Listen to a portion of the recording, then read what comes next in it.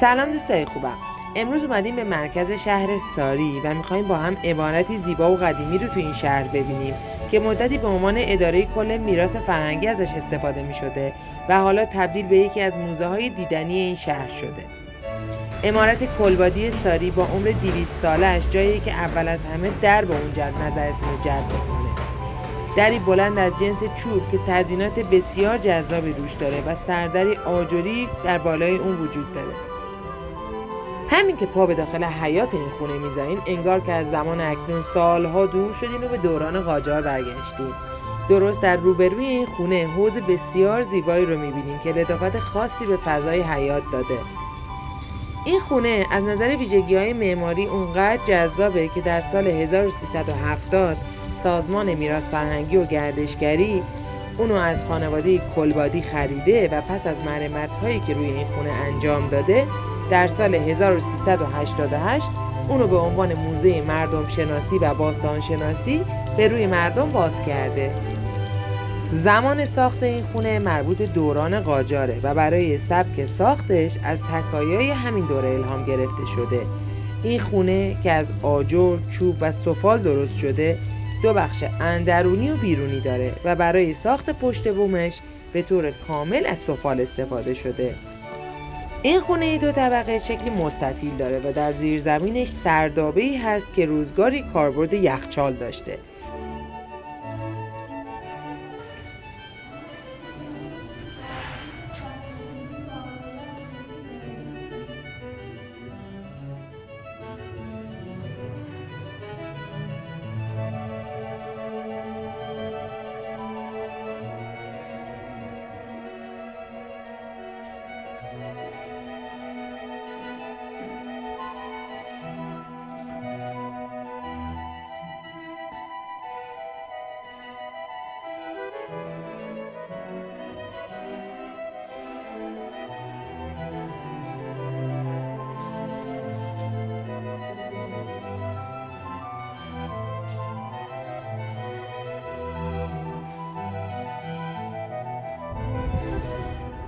الان می‌خوایم به سمت حمام وزیری بریم. فضایی که در حمام تاریخی وزیری واقع شده شامل ورودی، سربینه، راهروی انتقال هوا، سرویس بهداشتی و گرمخانه است.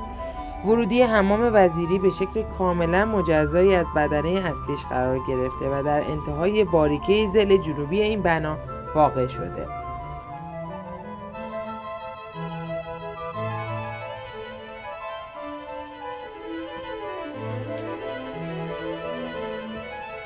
حمام وزیری دارای فضای 8 ضلعیه و برای نشستن در این بخش در 4 ضلع بنا سکوهایی گذاشته شده. همچنین در میان سربینه حوضی 8 ضلعی مشاهده میشه که دارای 4 پاشویه به سمت سکوهاست. سربینه از طریق راهروی مارپیچی از سوی به گرمخانه و از سوی دیگر به سرویس‌های بهداشتی مرتبط میشه.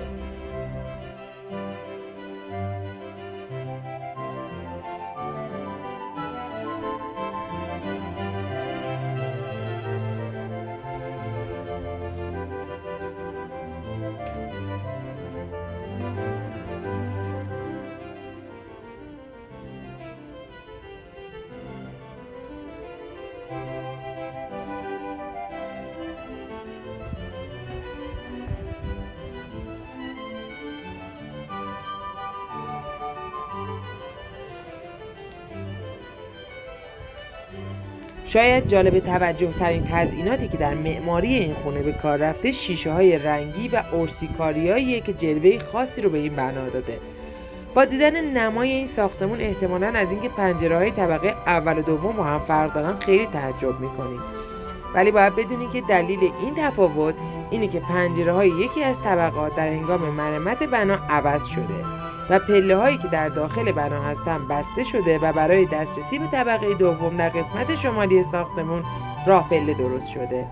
همونطور که گفتیم خونه از 2 بخش اندرونی و بیرونی تشکیل شده که قسمت بیرونیش در قسمت چپ ورودی اصلی قرار داره و دارای یک حیاط کوچیک و یک اتاق کوچیکه. در این قسمت حیاط مسیریه که شما رو به سمت حیاط بزرگ اندرونی هدایت میکنه.